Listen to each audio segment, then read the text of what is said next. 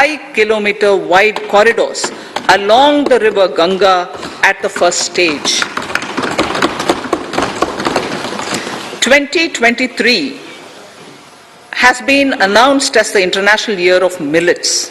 Support will be provided for post-harvest value addition, enhancing domestic consumption, and for branding millet products nationally and internationally. To reduce our dependence on import of oil seeds, a rationalized and comprehensive scheme to increase domestic production of oil seeds will be implemented. For delivery of digital and high-tech services to farmers with involvement of public sector research and extension institutions, along with private agri-tech players and stakeholders of agri-value chains, a scheme in PPP mode will be launched.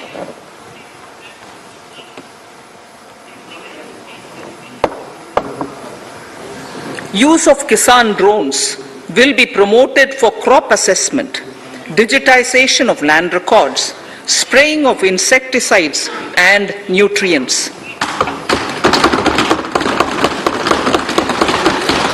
States will be encouraged to revise syllabi of agricultural universities to meet the needs of natural, zero budget and organic farming, modern day agriculture, value addition and management. A fund with blended capital raised under the co-investment model will be facilitated through the NABARD. This is to finance startups for agriculture and rural enterprise relevant for farm produce value chain.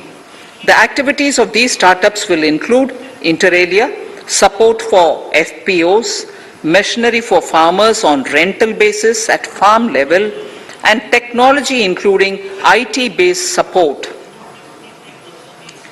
The implementation of the Ken-Betwa link project at an estimated cost of 44,605 crores will be taken up.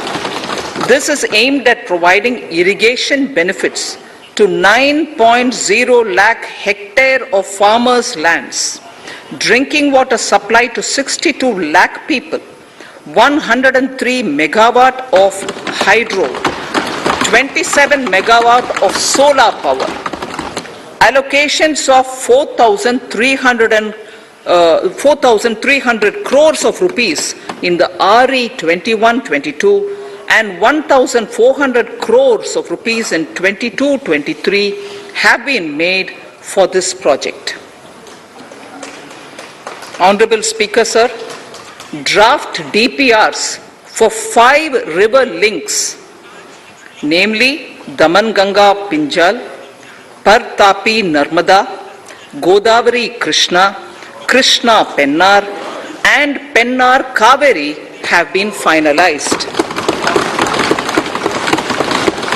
Once a consensus is reached among the beneficiary states, the Centre will provide support for their implementation. For farmers to adopt suitable varieties of fruits and vegetables and to use appropriate production and harvesting techniques, our government will provide a comprehensive package with participation of state governments. MSMEs, Udyam, eShram, NCS and ASEEM portals will be interlinked. Their scope will be widened. They will now perform as portals with live organic databases providing G2C, B2C and B2B services. These services will relate to credit facilitation, skilling and recruitment with an aim to further formalize the economy and enhance entrepreneurial opportunities for all. Emergency Credit Line Guarantee Scheme has provided the much needed additional credit to more than 130 lakh MSMEs. This has helped them mitigate the adverse impact of the pandemic. The hospitality and related services, especially those by micro and small enterprises, are yet to regain their pre-pandemic level of business. Considering these aspects, the ECLGS will be extended up to March 2023, and its guarantee cover will be expanded by 50,000 crores of rupees to total cover of 5 lakh crores.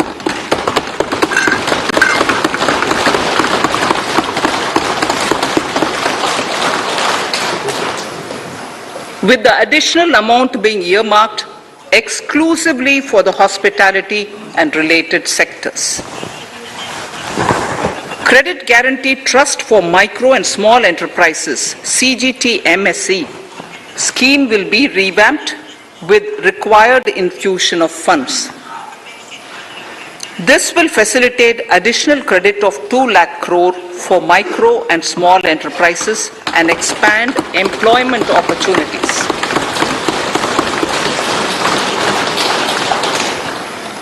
Raising and accelerating MSME performance, RAMP, program will outlay of 6,000 crore over 5 years will be rolled out. This will help MSME sector become more resilient, competitive and efficient.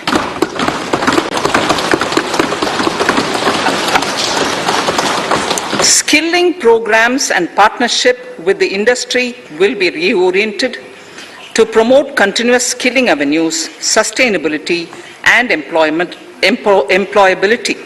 The National Skill Qualification Framework will be aligned with dynamic industry needs.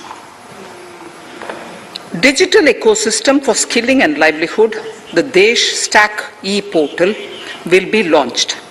This aims to empower citizens to skill, reskill or upskill through online training. It will also provide API-based trusted skill credentials, payment and discovery layers to find relevant jobs and entrepreneurial opportunities. Startups will be promoted to facilitate Drone Shakti through varied applications and for drone as a service. In select ITIs in all states, the required courses for skilling will be started. Due to the pandemic-induced closure of schools, our children, particularly in the rural areas and those from scheduled castes and scheduled tribes and other weaker sections, have lost almost 2 years of formal education. Mostly, these are children in government schools. We recognize the need to impart supplementary teaching and to build a resilient mechanism for education delivery. For this purpose, One Class, One TV channel program of PM E-Vidya will be expanded from 12 to 200 TV channels. This will enable all states to provide supplementary education in regional languages for classes 1 to 12.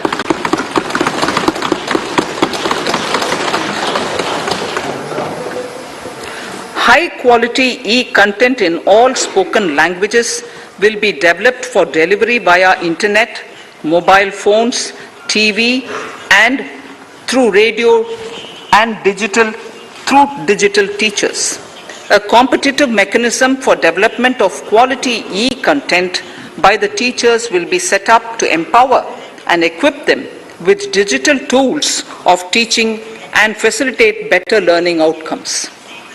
A digital university will be established to provide access to students across the country for world-class quality universal education with personalized learning experience at their doorsteps. This will be made available in different Indian languages and ICT formats. The university will be built on a networked hub and spoke model, with the hub building cutting-edge ICT expertise. The best public universities and institutions in the country will collaborate as a network of hub and spoke. An open platform for the national digital health ecosystem will be rolled out. It will consist of digital registries of health providers and health facilities, unique health identity, consent framework and universal access to health facilities. The pandemic has accentuated mental health problems in people of all ages. To better the access to quality mental health counseling and care services, a national tele-mental health program will be launched. This will include a network of 23 tele-mental health centers of excellence, with NIMHANS being the nodal center, and International Institute of Information Technology, Bangalore, IIIT Bangalore, providing technology support. Recognizing the importance of Nari Shakti as the harbinger of our bright future and for women-led development, during the Amrit Kal, our government has comprehensively revamped the schemes of the Ministry of Women and Child Development. Accordingly, 3 schemes, namely Mission Shakti, Mission Vatsalya, Saksham Anganwadi and Poshan 2.0 were launched recently to provide integrated benefits to women and children. Saksham Anganwadis are a new generation Anganwadis that have better infrastructure and audio-visual aids, powered by clean energy and providing improved environment for early childhood development. 2 lakh Anganwadis will be upgraded under this scheme. Current coverage of Har Ghar Nal Se Jal is 8.7 crores. Of this, 5.5 crore households were provided tap water in last 2 years itself. Allocation of 60,000 crores of rupees has been made with an aim to cover 3.8 crore households in 2022 and 23. In 22-23, 80 lakh houses will be completed for the identified eligible beneficiaries of the PM Awas Yojana, both rural and urban. 48,000 crores is allotted for this purpose. The central government will work with the state governments for reduction of time required for all land and construction related approvals, for promoting affordable housing for middle class and for the economically weaker sections in urban areas. We shall also work with the financial sector regulators to expand access to capital along with reduction in cost of intermediaries. A new scheme, Prime Minister's Development Initiative for the Northeast, will be implemented through the Northeastern Council. It will fund infrastructure in the spirit of PM Gati Shakti and social development projects based on felt needs of the Northeast. This will enable livelihood activities for youth and women, filling the gaps in various sectors. It will not be a substitute for existing central or state schemes. While the central ministries may also post their candidate projects, priority will be given to those posted by the states. An initial allocation of 1,500 crores of rupees will be made, and the initial list of projects is given in Annexure 1 of my speech. Our vision to improve the quality of life of citizens in the most backward districts of the country through Aspirational Districts program has been translated into reality in a very short span of time. 95% of those 112 districts have made significant progress in key sectors such as health, nutrition, financial inclusion and basic infrastructure. They have surpassed even some of the state average values.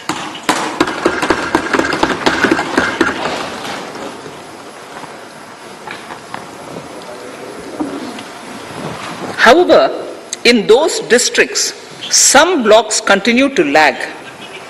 In 22-23, the program will focus on such blocks in those districts.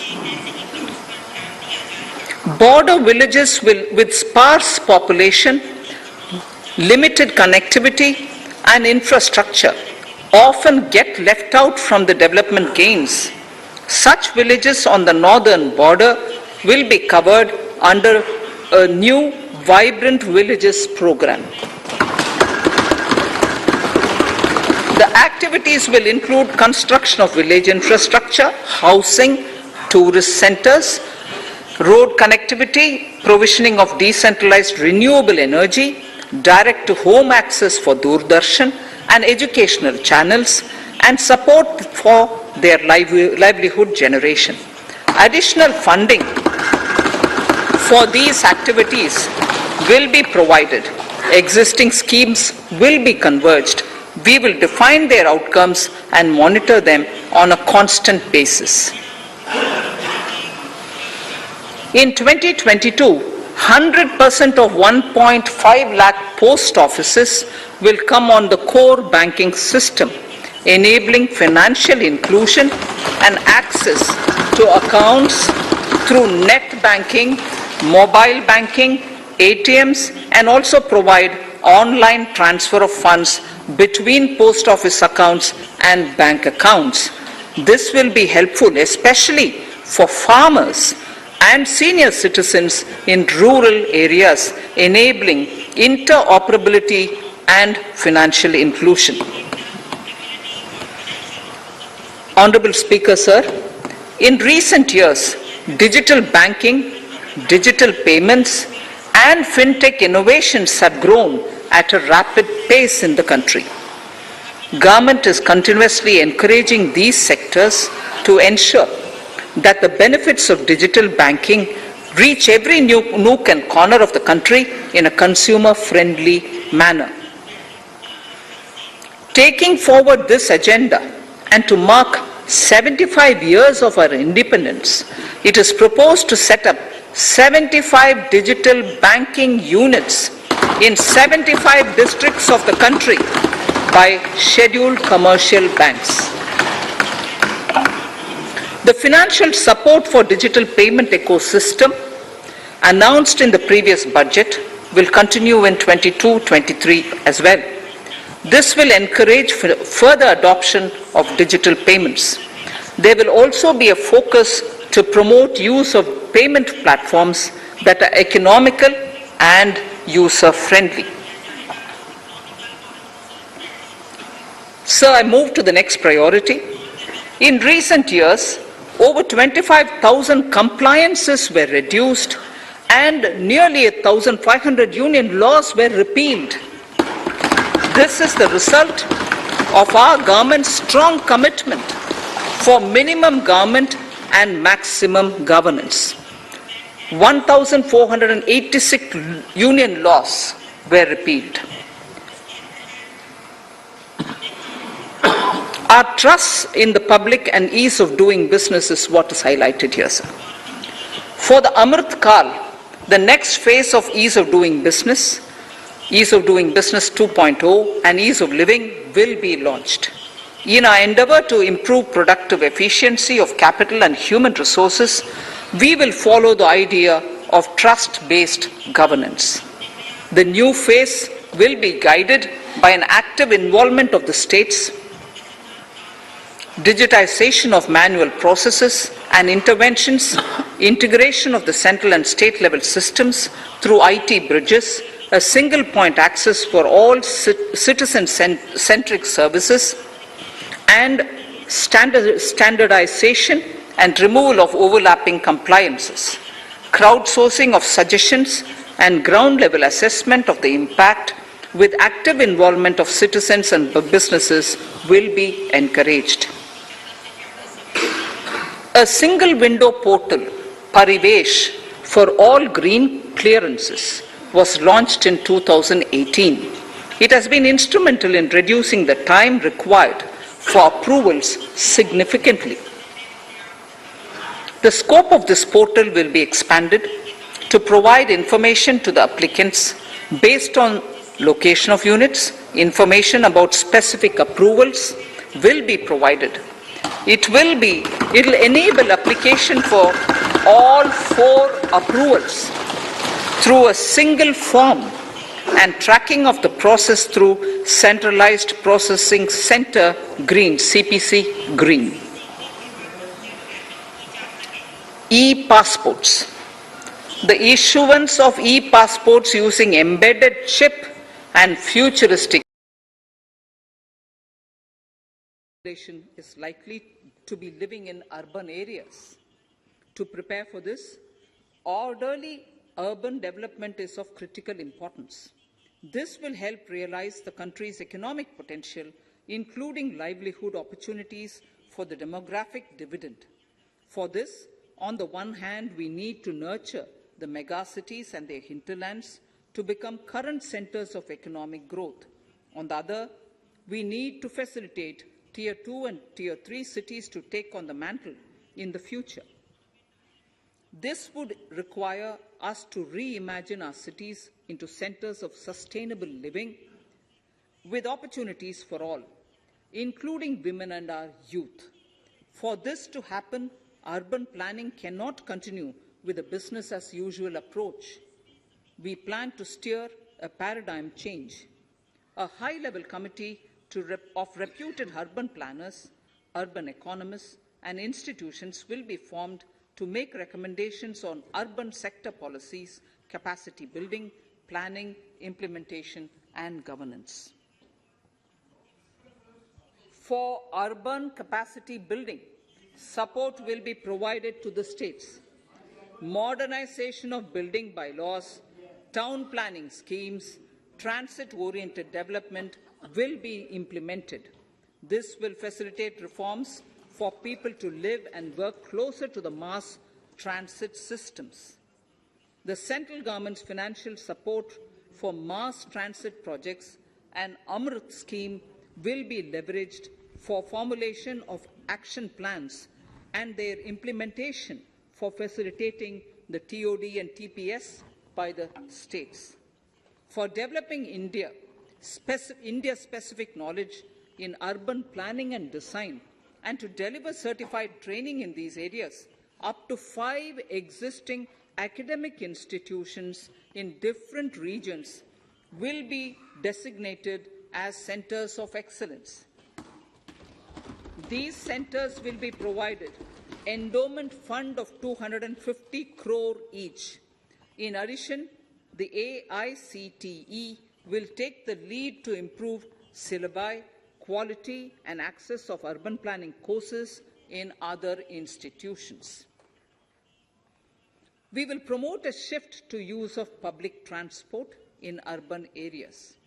This will be complemented by clean tech and governance solutions, special mobility zones with zero fossil fuel policy and EV vehicles. Battery swapping policy.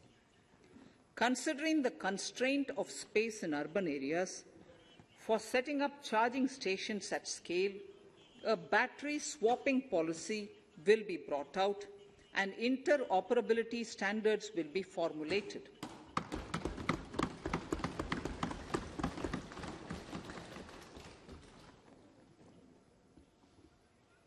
The private sector will be encouraged to develop sustainable and innovative business models for battery or energy as a service. This will improve efficiency in the EV ecosystem. Efficient use of land resources is a strong imperative. States will be encouraged to adopt unique land parcel identification number to facilitate IT-based management of records. The facility for transliteration of land records across any of the Schedule 8 languages will also be rolled out.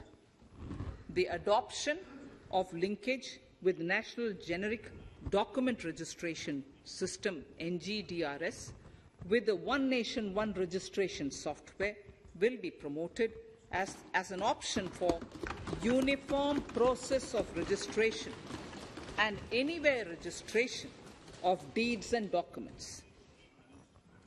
Necessary amendments in the code IBC will be carried out to enhance the efficiency of the resolution process and facilitate cross-border insolvency resolution. Accelerated corporate exit. Several IT-based systems have been established for accelerated registration of new companies.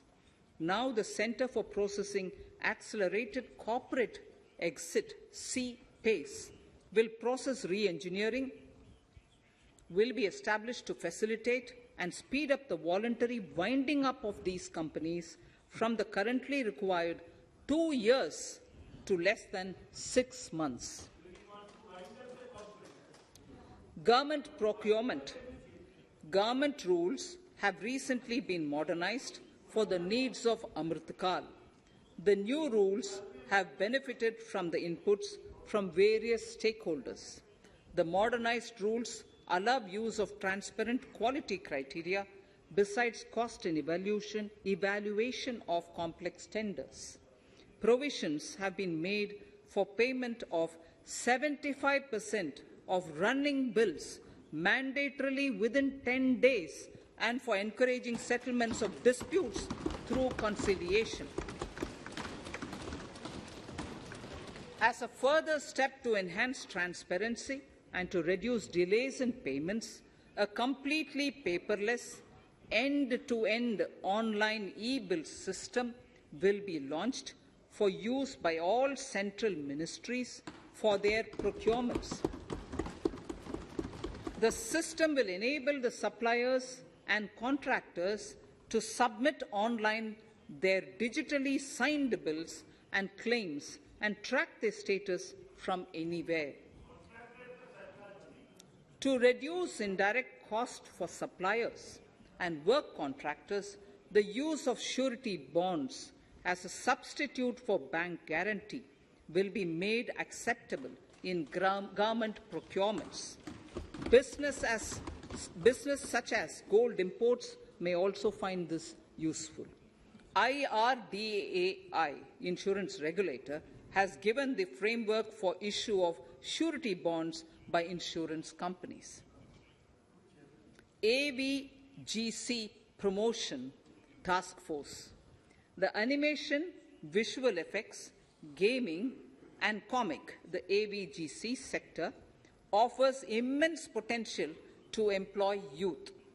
An AVGC Promotion Task Force with all stakeholders will be set up to recommend ways to realize this and build domestic capacity for serving our markets and the global demand.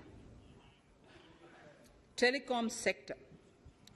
Telecommunications in general and 5G technology in particular can enable growth and offer job opportunities.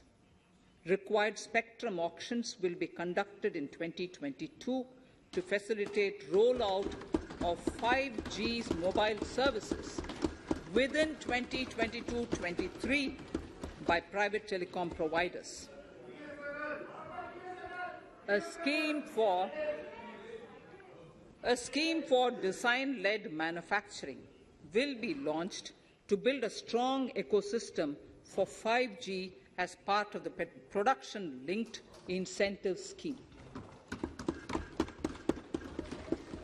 To enable affordable broadband and mobile service proliferation in rural and remote areas, 5% of annual collections under the Universal Service Obligation Fund will be allocated.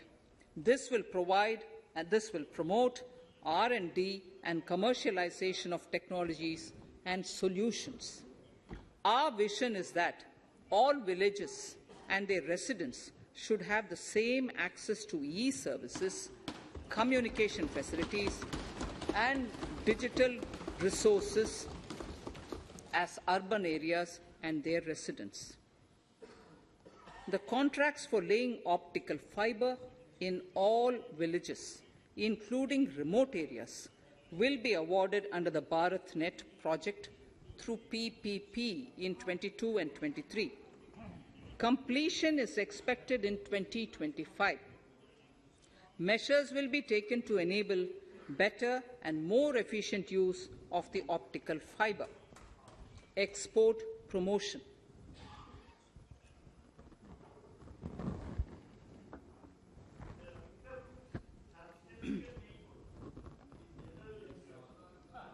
The Special Economic Zones Act will be replaced with a new legislation that will enable the states to become partners in development of enterprise and service hubs.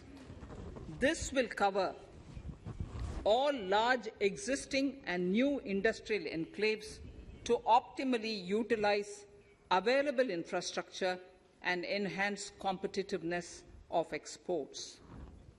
Atmanirbharta in defence. Our government is committed to reducing imports and promoting Atmanirbharta in equipment for the armed forces.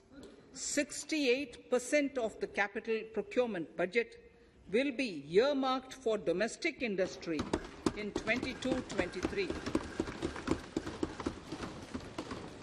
up from 58% in 21-22.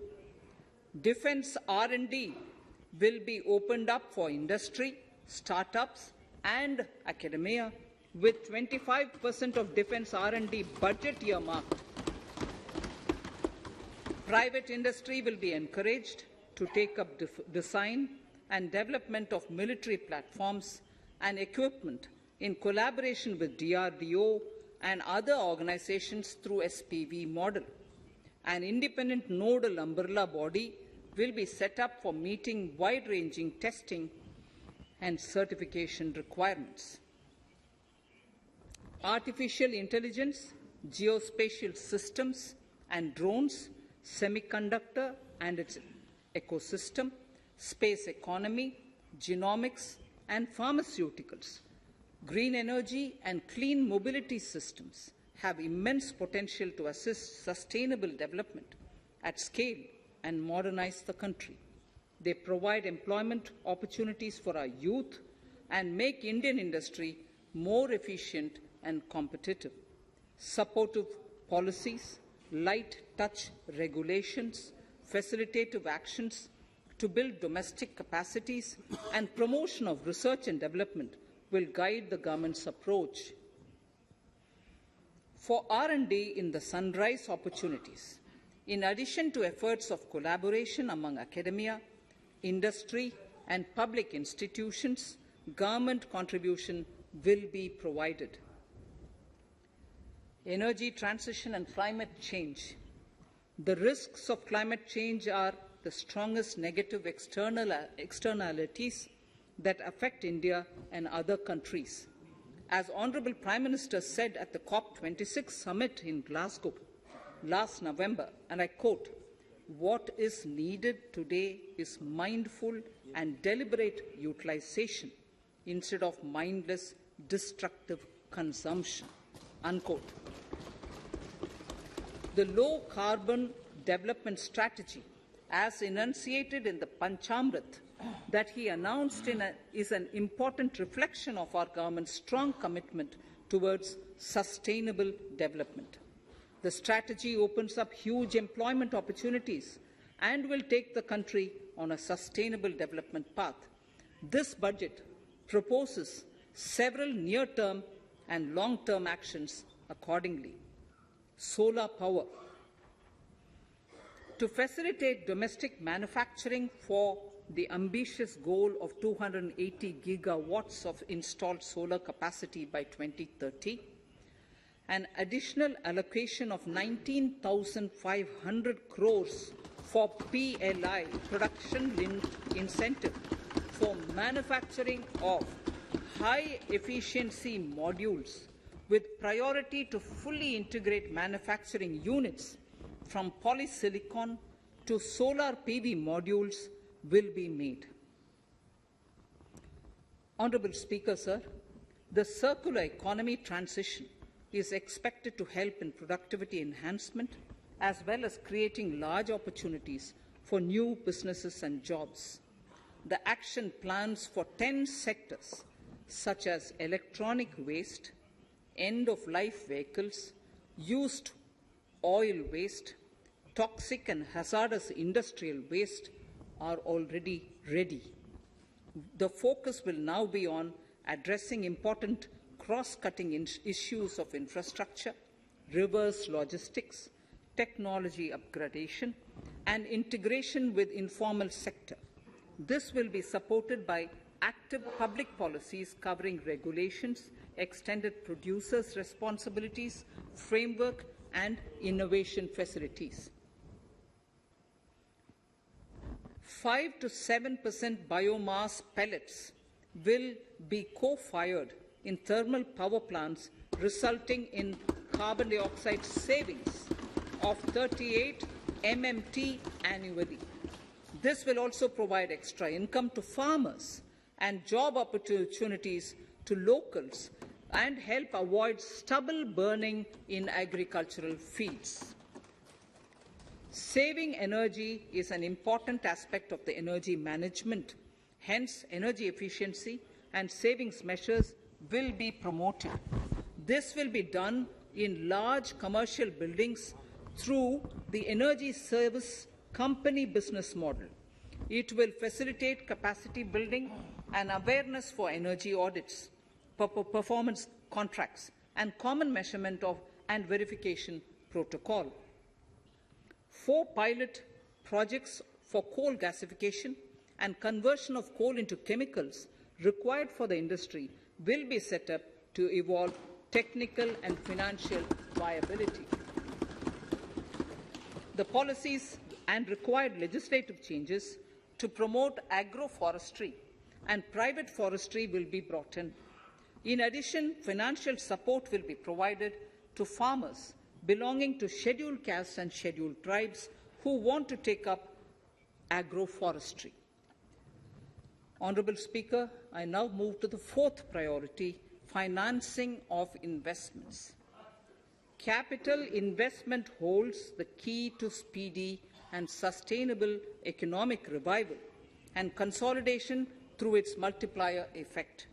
Capital investment also helps in creating employment opportunities, induced enhanced demand for manufactured input from large industries and MSMEs, services from professionals, and help farmers through better agri-infrastructure. The economy has shown strong resilience to come out of the effects of the pandemic with high growth. However, we need to sustain that level to make up for the setback of 2020-2021. As outlined in para 5 earlier, the virtuous cycle of investment requires public investment to crowd in private investment.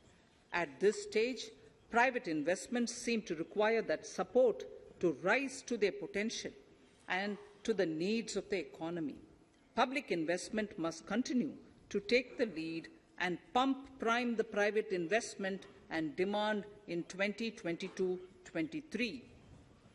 Considering the above imperative, the outlay for capital expenditure in the Union budget is once again being stepped up sharply by 35.4% from 5.54 lakh crore in the current year to 7.50 lakh crores in 22-23. This has increased to more than 2.2 times the expenditure of 2019-20. This outlay in 22-23 will be 2.9% of the GDP. Effective capital expenditure, with this investment taken together with the provision made for creation of capital assets through grants and aid to states, the effective capital expenditure of the central government is estimated at 10.68 lakh crores in 22-23, which will be about 4.1% of the GDP. Green bonds. As a part of the government's overall market borrowings in 22-23, sovereign green bonds will be issued for mobilizing resources for green infrastructure. The proceeds will be deployed in public sector projects which help in reducing the carbon intensity of the economy. Gift IFSC. World-class foreign universities and institutions will be allowed in the gift city to offer courses in the financial management, fintech, science, technology, engineering, and mathematics free from domestic regulations, except those by the IFSCA to facilitate availability of high-end human resources for financial services and technology. An international arbitration center will be set up in the gift city for timely settlement of disputes under international jurisprudence. Services for global capital, for sustainable and climate finance in the country will be facilitated in the gift city. Infrastructure status. Data centers and energy storage systems, including dense charging infrastructure and grid-scale battery systems, will be included in the harmonized list of infrastructure. This will facilitate credit availability for digital infrastructure and clean energy storage. Venture capital and private equity invested more than 5.5 lakh crores last year, facilitating one of the largest startup growth system. Scaling up this investment requires a holistic examination of regulatory and other frictions. An expert committee will be set up to examine and suggest appropriate measures. Government-backed funds, NIIF and SIDBI, Fund of Funds, have provided scale capital, creating a multiplier effect. For encouraging important sunrise sectors such as climate action, deep tech, digital economy, pharma, and agri-tech, the government will promote these thematic funds for blended finance, with the government share being limited to 20% and the funds being managed by private fund managers. For financing the infrastructure needs, the stepping up of public investment will need to be complemented by private capital at a significant scale. Measures will be taken to enhance financial viability of projects, including PPP, with technical and knowledge assistance from multilateral agencies. Enhancing financial viability shall also be obtained by adopting global best practices, innovative ways of financing, and balanced risk allocation. Digital rupee.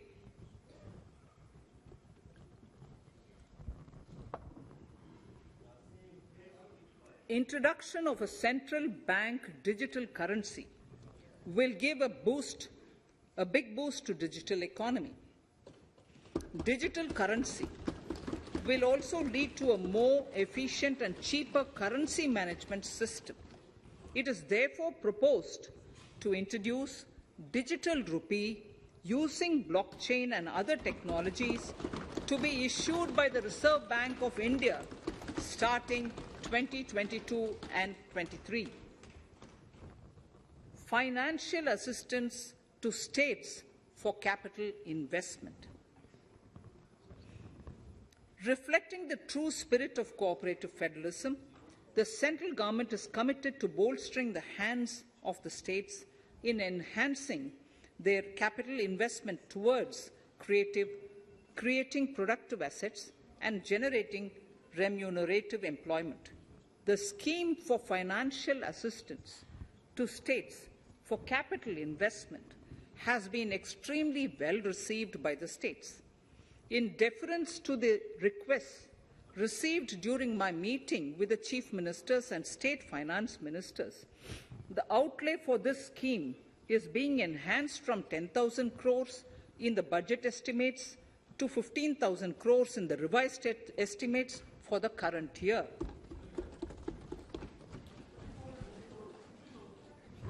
For 22-23,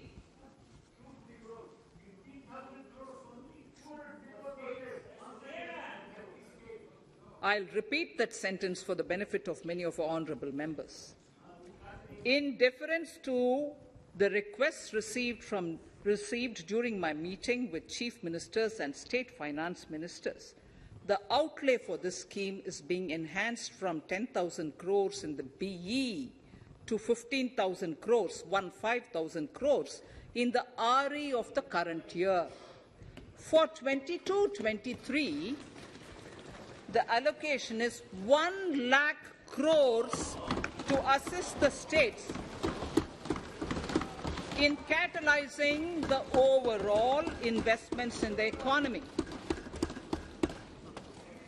These 50-year interest-free loans are over and above the normal borrowings allowed to the states,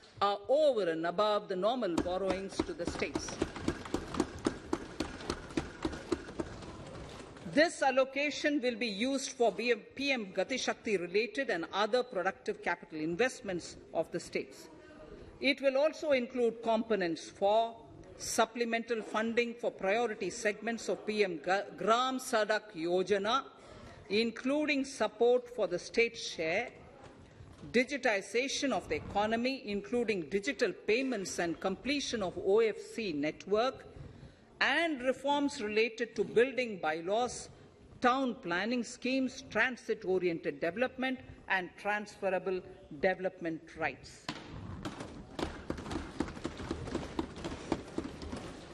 In 22-23, in accordance with the recommendations of the 15th Finance Commission, the states will be allowed a fiscal deficit of 4% of the GSDP, of which 0.5% will be tied to power sector reforms, for which the conditions have already been communicated in 21-22.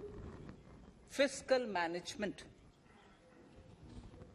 As against a total expenditure of 34.83 lakh crores of rupees projected in the BE 21-22, the revised estimate is 37.70 lakh crores. The revised estimate of capital expenditure is 6.3 lakh crores of rupees. This includes an amount of 51,971 crores towards settlement of outstanding guaranteed liabilities of Air India and its other sundry commitments. Coming to the budget estimates, Honourable Speaker, sir, the total expenditure in 22-23 is estimated at 39.45 lakh crores, while the total receipts other than borrowings are estimated at 22.84 lakh crores of rupees.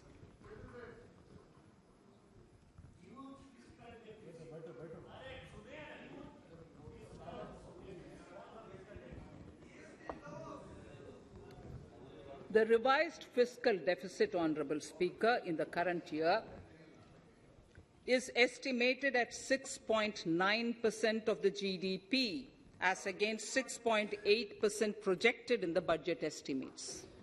The fiscal deficit is in 22-23 is estimated at 6.4% of the GDP, which is consistent with the broad path of the fiscal consolidation announced by me last year to reach a fiscal deficit level below 4.5% by 25-26. While setting the fiscal deficit level in 22-23, I am conscious of the need to nurture growth through public investment to become stronger and sustainable. I will now move to Part B of my speech.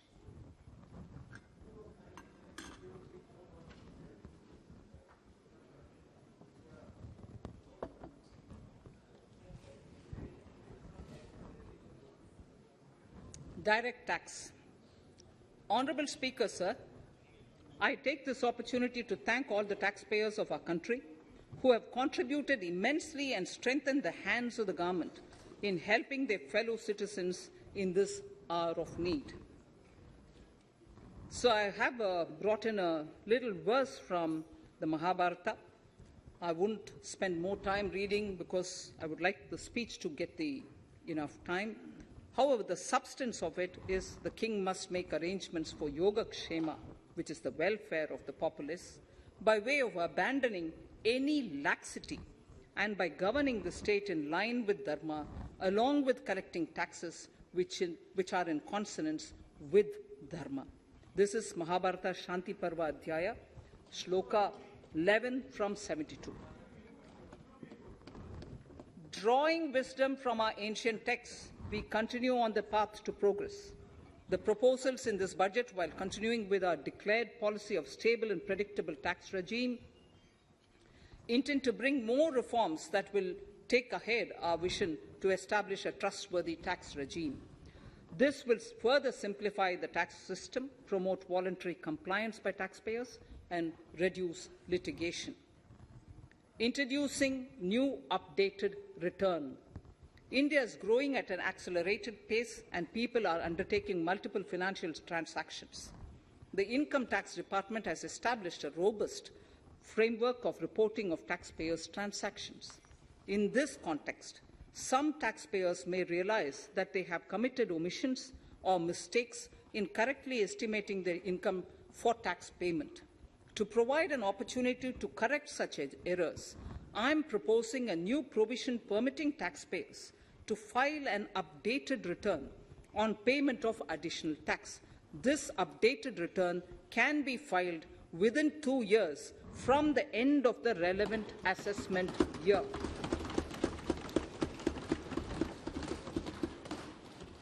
Honourable Speaker, sir, presently, if the department finds out that some income has been missed out by an assessee, it goes through a lengthy process of adjudication. Instead, with this proposal now, there will be a trust reposed in the taxpayers that will enable the assessee herself to declare the income that she may have missed out earlier while filing her return. Full details of the proposal are given in the finance bill. It is an affirmative step in the direction of voluntary compliance.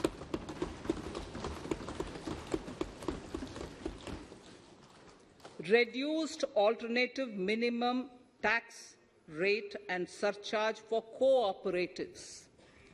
Currently, cooperative societies are required to pay alternate minimum tax at the rate of 18 and 1.5%. However, companies pay the same rate, the same, which is the alternate minimum tax, at the rate of 15%. To provide a level playing field between cooperative societies and companies, I propose to reduce this rate for the cooperative societies also to 15%. Honourable Speaker, sir, I also propose to reduce the surcharge on cooperative societies from the present 12% to 7% for those having total income of more than 1 crore and up to 10 crores. This would help in enhancing income of cooperative societies and its members who are mostly from the rural and from farming communities. Tax relief to persons with disability. The parent or guardian of a differently abled person can take an insurance scheme for such person. The present law provides for deduction to the parent or guardian only if the lump sum payment or annuity is available to the differently abled person on the death of the subscriber, that is the parent or the guardian. There could be situations where the differently abled dependent may need payment of annuity or lump sum amount even during the lifetime of their parent or guardian. I propose thus to allow the payment of annuity and lump sum amount to the differently abled dependent during the lifetime of the parent and guardians, that is, parent or guardians, attaining the age of 60 years. Parity between employees of the state and central governments. At present, the central government contributes 14% of the salary of its employee to the National Pension System, NPS, Tier 1. This is allowed as a deduction in computing the income of the employee. However, such deduction is allowed only to the extent of 10% of the salary in case of employees of the state governments. To provide equal treatment to both central and state government employees, I propose to increase the tax deduction limit from 10% to 14% on employers' contribution to the MPS account of state government employees as well. This would help in enhancing the social security benefits of the state government employees and bring them at par with central government employees. Incentives for startups. Startups have emerged as drivers of growth for our economy. Over the past few years, the country has seen a manifold increase in successful startups. Eligible startups established before 31/3/2022 had been provided a tax incentive for 3 consecutive years out of the 10 years from incorporation. In view of the COVID pandemic, I propose to extend the period of incorporation of the eligible startup by 1 more year, that is, up to 31/3/2023, for providing such tax incentives.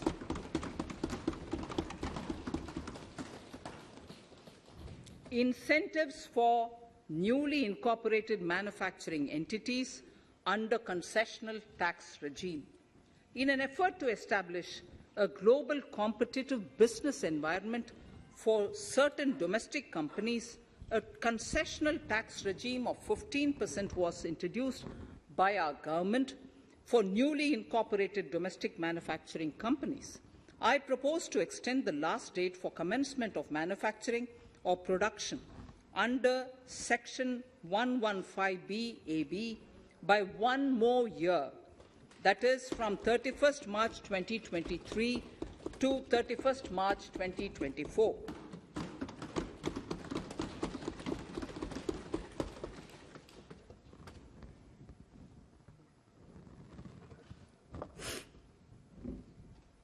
Scheme for taxation of virtual digital assets. There has been a phenomenal increase in transaction in virtual digital assets. The magnitude and frequency of these transactions have made it imperative to provide for a specific tax regime. Accordingly, for the taxation of virtual digital assets, I propose to provide that any income from transfer of any virtual digital asset shall be taxed at the rate of 30%, 30%. No deduction in respect of any expenditure or allowance shall be allowed while computing such income except cost of acquisition. Further, loss from transfer of virtual digital asset cannot be set off against any other income. Further, in order to capture the transaction details, I also propose to provide for TDS on payment made in relation to transfer of virtual digital asset at the rate of 1% of such consideration above a monetary threshold. Gift of virtual digital asset is also proposed to be taxed in the hands of the recipient.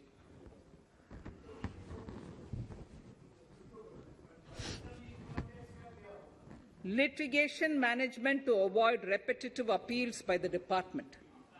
It has been observed that a lot of time and resources are consumed in filing of appeals which involve identical issues.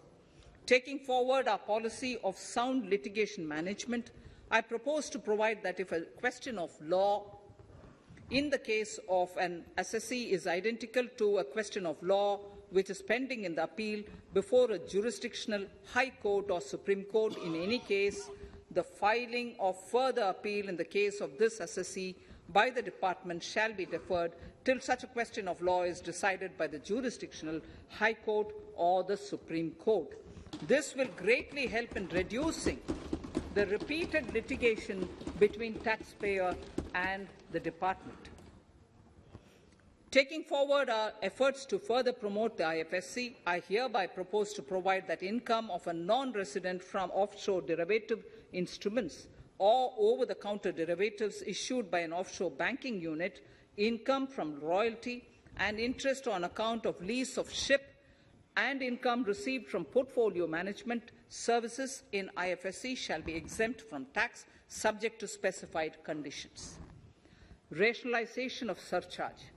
In the globalized business world, there are several work contracts whose terms and conditions mandatorily require formation of a consortium. The members in the consortium are generally companies. In such cases, the income of these AOPs has to suffer a graded surcharge up to 37%, which is a lot more than surcharge on the individual companies. Accordingly, I propose to cap the surcharge of these AOPs at 15%, 15%. Further, the long-term capital gains on listed equity shares, units, etc., are liable to maximum surcharge of 15%, while other long-term capital gains are subjected to a graded surcharge which goes up to 37%. I propose to cap the surcharge on long-term capital gains arising on transfer of any type of assets at 15%. This step will give a boost to startup community, and along with my proposal on the extended tax benefits to manufacturing companies and startups, reaffirms our commitment to Atmanirbhar Bharat. Clarification in relation to health and education cess as business expenditure. The income tax is not an allowable expenditure for computation of business income. This includes tax as well as surcharges. The health and education cess is imposed as an additional surcharge on the taxpayer for funding specific government welfare programs. However, some courts have allowed health and education cess as business expenditure, which is against the legislative intent. To reiterate the legislative intent, I propose to clarify that any surcharge or cess on income and profits is not allowable as business expenditure. Deterrence against tax evasion.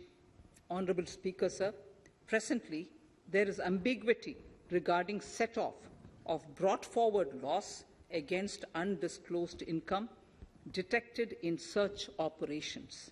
It has been observed that in many cases where undisclosed income or suppression of sales, etc., is detected, payment of tax is avoided by setting off of losses. In order to bring certainty and to increase deterrence among tax evaders, I propose to provide that no set-off of any loss shall be allowed against undisclosed income detected during search and survey operations.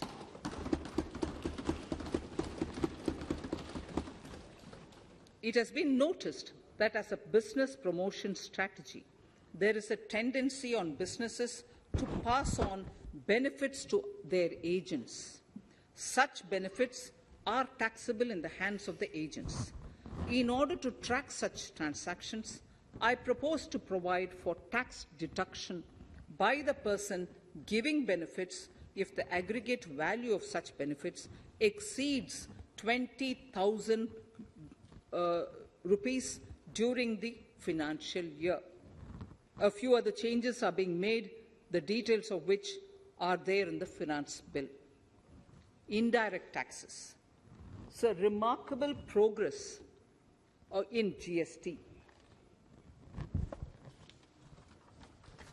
GST has been a landmark reform of independent India, showcasing the spirit of cooperative federalism. While aspirations were high, there were huge challenges too.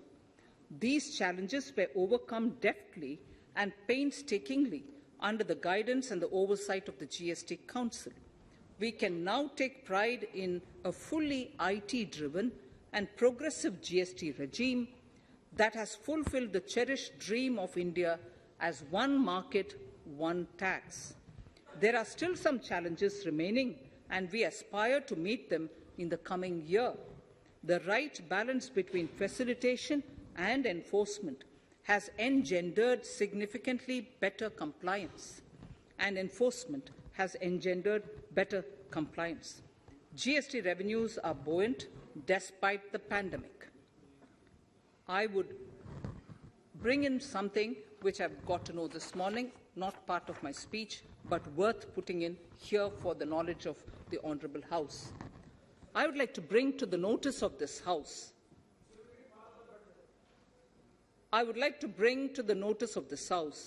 that the gross GST collections for the month of January 22 are rupees 1,40,986 crores, which is the highest since the inception of GST. This has been possible due to rapid economic growth, recovery, post-COVID.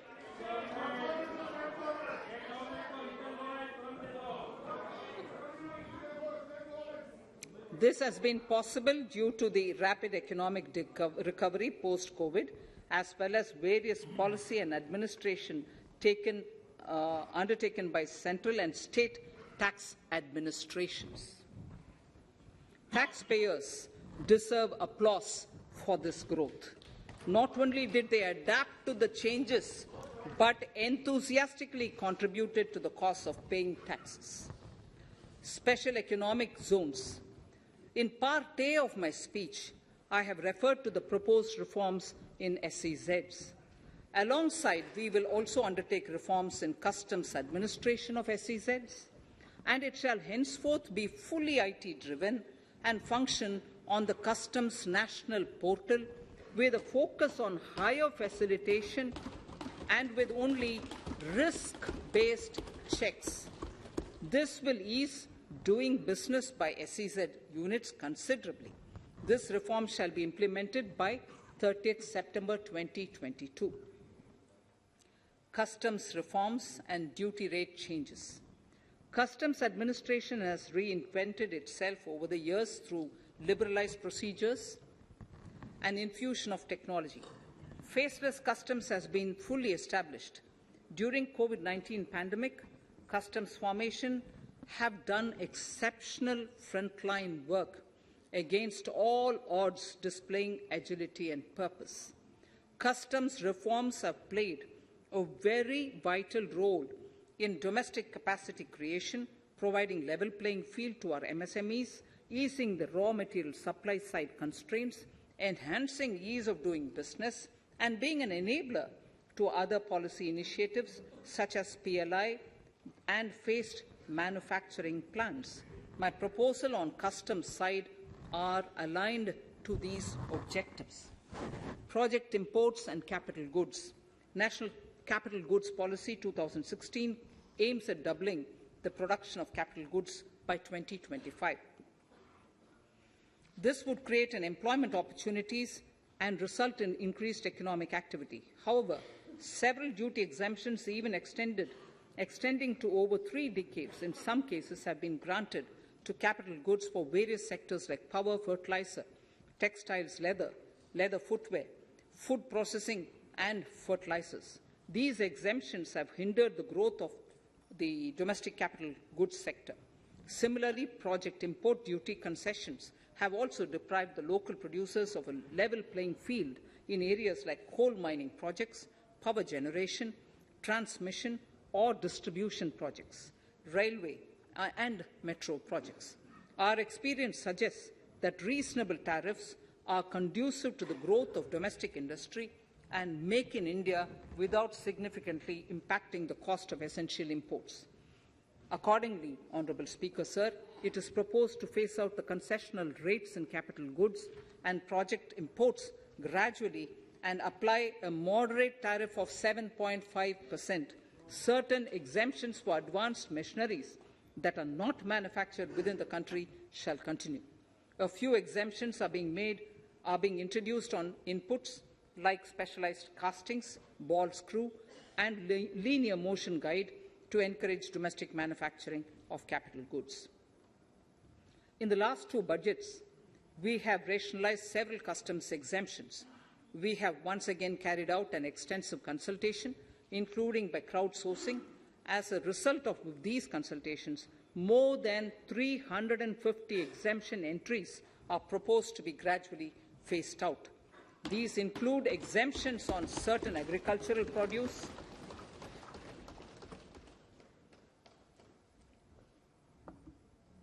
chemicals, fabrics, medical devices and drugs, and medicines for which sufficient domestic capacity exists. Further, as a simplification measure, several concessional rates are being incorporated in the customs tariff schedule itself instead of prescribing them through various notifications. This comprehensive review will simplify the customs rate and tariff structure, particularly for sectors like chemicals, textiles, and metals, and minimize disputes. Removal of exemption on items which are or can be manufactured in India and providing concessional duties on raw material that go into manufacturing of intermediate products will go many a step forward in achieving our objective of Make in India and Atmanirbhar Bharat. I shall now take up specific sector-specific proposals. Electronics. Electronic manufacturing has been growing rapidly. Customs duty rates are being calibrated to provide a graded rate structure to facilitate domestic manufacturing of wearable devices, hearable devices, and electronic smart meters. Duty concessions are being given to parts of transformer of mobile phone chargers and camera lens of mobile camera module and certain other such items. This will enable domestic manufacturing of high-growth electronic items. Gems and jewellery. To give a boost to the gems and jewellery sector, customs duty on cut and polished diamonds and gemstones is being reduced to 5%. Simply sawn diamond would attract nil customs duty. To facilitate export of jewellery through e-commerce, a simplified regulatory framework shall be implemented by June this year. To disincentivize import of undervalued imitation jewellery, the customs duty on imitation jewellery is being prescribed in a manner that a duty of at least 400 rupees per kg is paid on its import. Chemicals. Customs duty on certain critical chemicals, namely methanol, acetic acid, and heavy feedstocks for petroleum refining, are being reduced, while duty is being raised on sodium cyanide, for which adequate capacity in the domestic arena exists. These changes will help in enhancing domestic value addition. MSMEs. Duty on umbrellas is being raised to 20%. Exemption to parts of umbrellas is being withdrawn. Exemption is also being rationalized on implements and tools for agricultural sector which are manufactured in India. Customs duty exemption given to steel scrap last year is being extended for another year to provide relief to MSME secondary steel producers. Certain anti-dumping and CVD on stainless steel and coated steel flat products, bars of alloy steel and high-speed steel are being revoked in larger public interest considering prevailing high prices of metals. To incentivize exports, exemptions are being provided on items such as embellishment, trimmings, fasteners, buttons, zipper, lining material, specified leather, furniture fittings, and packaging boxes that may be needed by bona fide exporters of handicrafts, textiles, leather garments, leather footwear, and other goods. Honourable Speaker, sir, duty is being reduced on certain inputs required for shrimp aquaculture so as to promote its exports. Tariff measure to encourage blending of fuel. Blending of fuel is a priority for this government. To encourage the efforts for blending of fuel, unblended fuel shall attract an additional differential excise duty of Rs 2 per litre from first day of October 22. A few other changes are being made in duty rates, customs, tariff and customs law, the details of which are there in the finance bill. Mr. Speaker, sir, with these words, I commend the budget to this august House. Thank you. Item number 2, Srimati Nirmala Sitharaman ji.